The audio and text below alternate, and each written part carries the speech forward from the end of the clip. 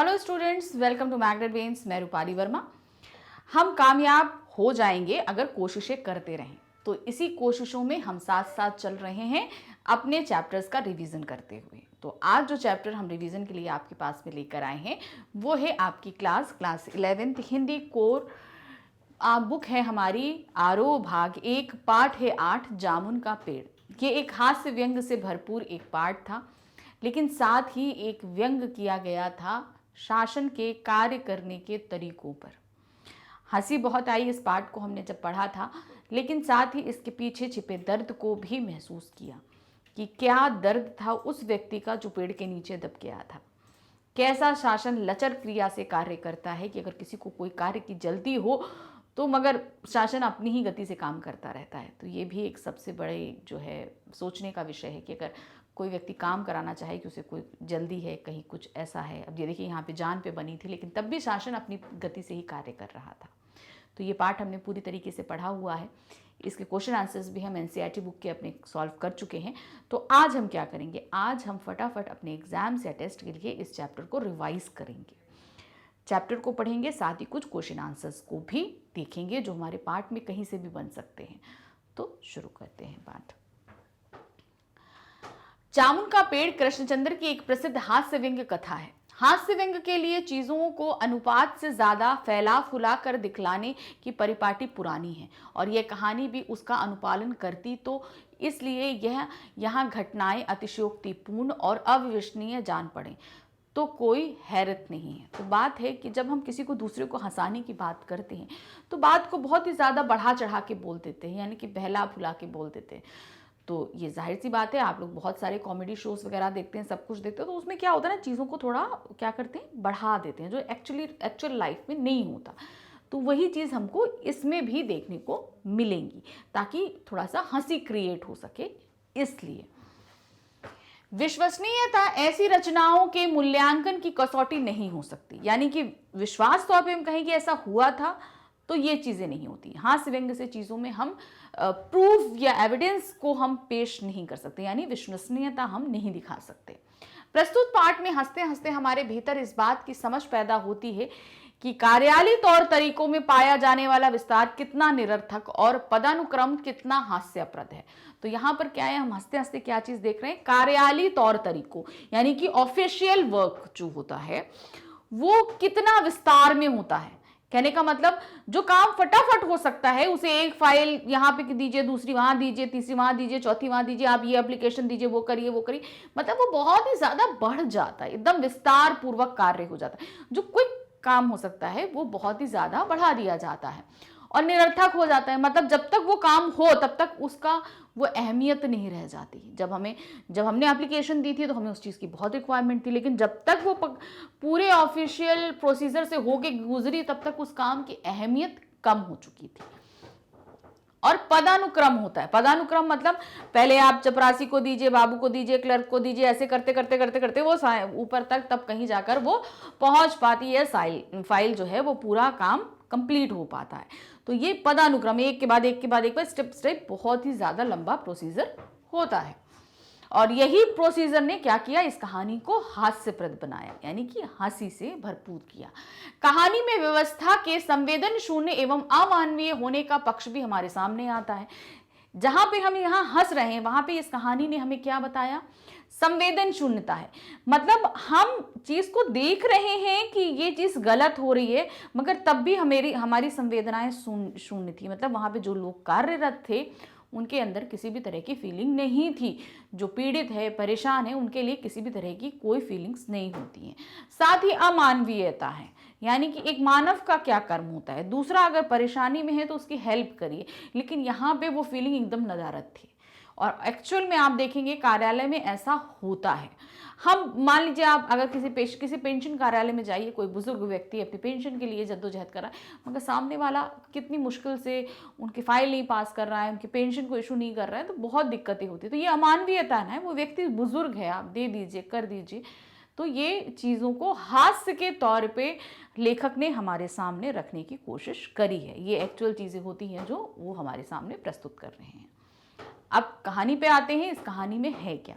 रात में चले तेज आंधी के कारण जामुन का पेड़ सचिवालय के लॉन में गिर गया, जिसके नीचे एक आदमी दब गया। अब क्या हुआ, रात में बहुत तेज आंधी वांधी चली तो पेड़ एक जामुन का लगा था जो सचिवालय यानी कलेक्ट्रेट के ऑफिस में था, वो गिर गया और उसके नीचे एक आदमी दब गया। माली ने देखा तो यह बात उससे चपरासी को बताई। माली ने देखा सबसे पहले तो चपरासी को बताया। धीरे धीरे बात ये पूरे सचिवालय में फैल गई। बात ही ऐसी थी कि फैलनी थी तो फैल गई। सभी जामुन के पेड़ के गिरने का दुख जता रहे थे, लेकिन दबे हुए आदमी के बारे में कोई नहीं सोच रहा था। सब ये बोल रहे थे, भाई वो जामुन का पेड़ बड़ा अच्छा था, इतने अच्छे अच्छे जामुन होते थे, मैं घर ले जाता था, मेरे बच्चे खुश हो जाते थे, बीवी खुश हो जाती थी, गर्मियों में कितनी अच्छी छाँव देता था, ठंडी ठंडी हवा लगती थी। तो सब वो जो जामुन का पेड़ गिर गया उसके बारे में बात कर रहे थे, लेकिन जो व्यक्ति उसके नीचे दबा था उसके बारे में कोई भी बात नहीं कर रहा था कि उसको कैसे जल्द से जल्द निकाला जाए। भाई वो तकलीफ में, किसी को उसकी खबर नहीं थी। तो यहाँ पे देखिए संवेदन शून्यता दिखाई दे रही है ना, कि कोई भी उसकी परवाह नहीं कर रहा था। कुछ मनचले क्लर्कों ने कानून की परवाह किए बिना निश्चय किया कि पेड़ काटकर आदमी को निकाल लिया जाए, लेकिन सुप्रिंटेंडेंट ने बताया कि मामला कृषि विभाग का है, इसलिए पेड़ को वे काट नहीं सकते। इस प्रकार मामला व्यापार विभाग से कृषि विभाग तक पहुंच गया। अब क्या था भाई, एक आदमी को जाए तो भाई सीधे पहली बात है, पेड़ गिरा है, पेड़ को हटाओ, आदमी को निकालो, आदमी की जान ज्यादा कीमती है। तो जो वहां पे जो क्लर्क थे जिनके अंदर संवेदनाएं थी, उन्होंने तुरंत का तुरंत ये फैसला किया कि चलो पेड़ को काट देते हैं, आदमी को निकाल लेते हैं। लेकिन सुप्रिंटेंडेंट साहब ने रोक लिया। उन्होंने बोला कि ये मामला हमारे अंतर्गत नहीं आता, क्योंकि भाई ये पेड़ है भाई, तो ये कृषि विभाग के अंदर आएगा। तो इस तरीके से सचिवालय यानी कि व्यापार विभाग से ये बात कहां पहुंच गई, कृषि विभाग। फाइल कहां पहुंची, जाके कृषि विभाग पहुंच गई कि भाई अब ये पेड़ को हटाना, आदमी को निकालना किसका कार्य हो गया, कृषि विभाग का कार्य हो गया। कृषि विभाग वाले मामले को हॉर्टिकल्चर विभाग को सौंप देते हैं, क्योंकि जामुन का पेड़ फलदार था। अब फल फूल से रिलेटेड ये बात जब आती है तो ये किसके अंतर्गत आ जाती है, हॉर्टिकल्चर के अंदर। तो अब ये मामला कहां पहुंच गया, कृषि विभाग से हॉर्टिकल्चर, क्योंकि पेड़ फल देता था, हरा भरा था। अब तभी सबको पता चलता है कि दबा हुआ व्यक्ति शायर है। अब वो कुछ शायरी बोलता है तो पता चलता है कि शायर है। तो अब ये कहां पहुंच जाती है फाइल, कल्चर डिपार्टमेंट में। इस खबर के फैलते ही लोगों की भीड़ बढ़ने लगी और मामला कल्चर विभाग में भेज दिया गया कि भाई जो दबा व्यक्ति है अब उसकी जिम्मेदारी किसकी हो गई, कल्चरल विभाग की, क्योंकि वो शायर है। दबा हुआ आदमी दर्द से पीड़ित था और अपने निकाले जाने के फैसले के इंतजार में था। जाहिर सी बात है, जो व्यक्ति है वो तो सबसे पहले कहा भाई मुझे निकालो। सिर्फ दिन पे दिन बीतते जा रहे हैं, एक दिन बीता, 2 दिन बीता, फाइलें घूम रही है एक विभाग से दूसरे विभाग, और वे व्यक्ति दर्द से इतना बड़ा पेड़ कर उसके ऊपर है तो उसको दर्द हो रहा है, भाई निकालो निकालो, और वो इंतजार ही कर रहा है, लेकिन कोई भी उसकी तरफ ध्यान नहीं दे रहा था। फॉरेस्ट विभाग के लोग पेड़ काटने ही वाले थे, तभी पता चला कि जामुन का पेड़ पिटोनिया राज्य के प्रधानमंत्री ने लगाया था और इसे काटने में 2 राज्यों के संबंध बिगड़ जाते। अब कल्चर विभाग की बात आई तो कल्चर विभाग ने किसी तरह करके जो है फॉरेस्ट विभाग, भाई फॉरेस्ट विभाग का मामला आता है, उन्होंने फॉरेस्ट विभाग को भेजा। फॉरेस्ट विभाग ने फैसला किया कि हम पेड़ काट देते हैं। अब पेड़ काटने का जैसे ही आया तुरंत ही पता चला कि भाई ये जो पेड़, जामुन का पेड़ जो है सचिवालय के प्रांगण में लगाया गया था, ये किसने लगाया था, पिटोनिया राज्य के प्रधानमंत्री ने लगाया था। अगर हम ये पेड़ काट देते हैं तो उनके राज्य वालों को बुरा लगेगा और हमारे संबंध बिगड़ जाएंगे। तो इसलिए वो तुरंत का तुरंत पेड़ काटने का जो मामला था वो तुरंत ही रोक दिया जाता कि अब पेड़ नहीं काटा जाएगा। इसलिए आदेश को रोक दिया गया। प्रधानमंत्री दौरे से वापस आए, प्रधानमंत्री बाहर गए हुए थे। अब वो जैसे ही वापस आए तुरंत ही उन्होंने इस मामले को अंतर्राष्ट्रीय जिम्मेदारी स्वयं ली। उन्होंने कहा कि जो होगा सो होगा, भाई पिटोनिया राज्य अंतर्राष्ट्रीय मामलों के अंतर्गत आता है। तो प्रधानमंत्री ने कहा कि जो कुछ होगा देखा जाएगा, इसकी जिम्मेदारी मैं लेता हूं, पेड़ काटिए और उस आदमी को बाहर निकालिए। प्रधानमंत्री ने यह आदेश दे दिए। इस प्रकार पेड़ काटने की अनुमति मिल गई, लेकिन जब तक अनुमति मिली तब तक 3 दिन बीत चुके थे, लेकिन तब तक बहुत देर हो चुकी थी। दबा हुआ आदमी मर चुका था।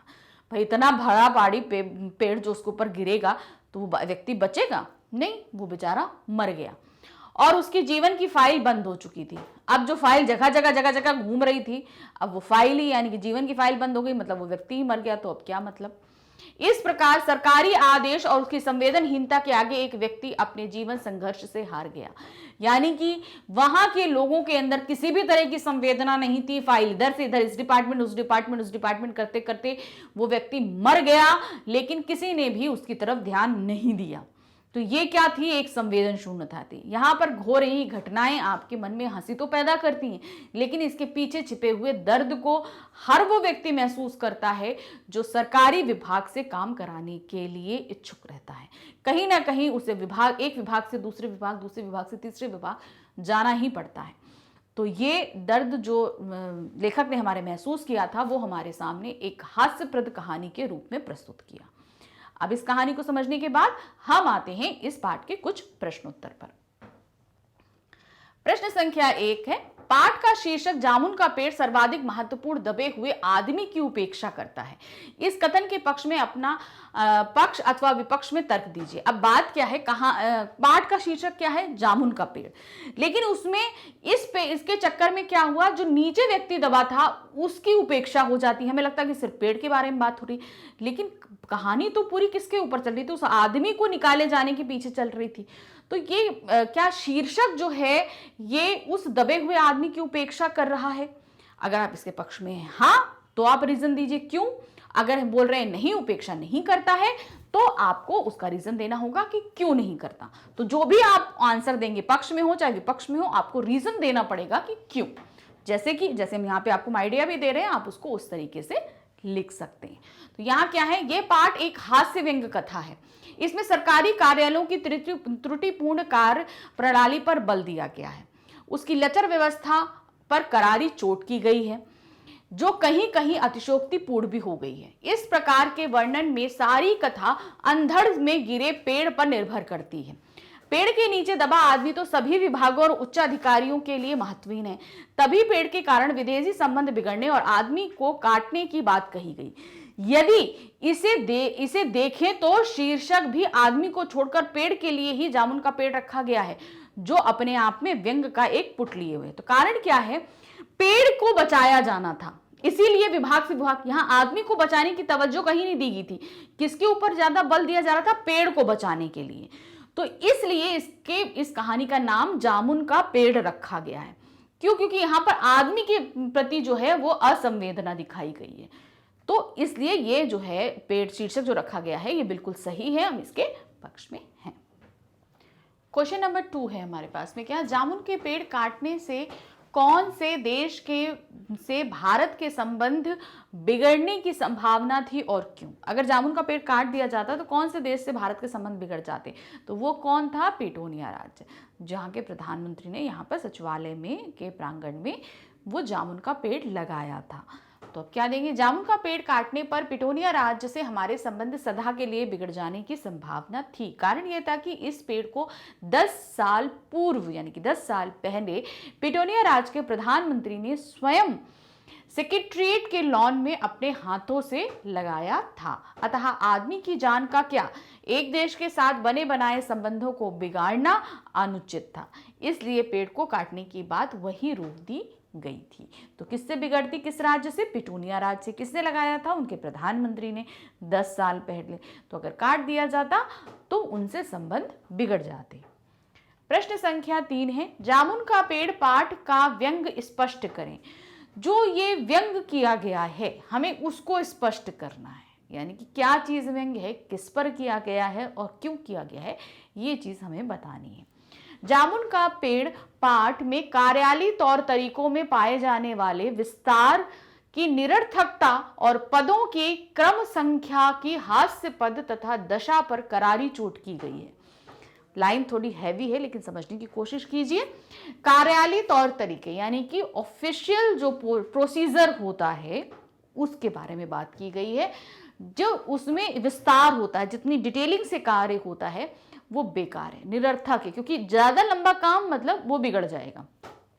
और पदों का जो क्रम रहता है, एक पद के बाद दूसरा, दूसरे के बाद तीसरा, तीसरे चौथा, मतलब एक के बाद एक पे जो पद के आगे फाइल बढ़ती है, इस पर जो है चोट की गई है कि इन सभी के कारण किसी भी कार्य को पूर्ण होने में कितना समय लगता है, इस बात पर जो हमारे लेखक हैं उन्होंने व्यंग किया है।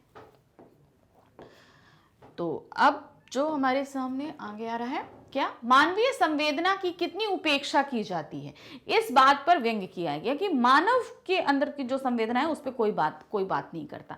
एक मामूली सी बात के लिए सरकारी दफ्तरों में कई कई दिन लग जाते हैं। आरोप प्रत्यारोप, जिम्मेदारी ये से पलायन और काम के प्रति उदासीनता के चलते एक व्यक्ति की जान चली गई, तब कहीं जाकर उसकी फाइल का काम खत्म हो गया। यदि पहले ही निर्णय किया गया होता तो बेचारा दबा हुआ आदमी बच जाता, लेकिन सरकारी दफ्तरों की लचर नीति ने उसकी जान ले ली। तो कहने का मतलब है जो प्रोसीजर अपनाया गया, इधर से उधर फाइल दीजिए, इस विभाग से उस विभाग, करते करते करते करते क्या हुआ, अंत में वो आदमी मर गया।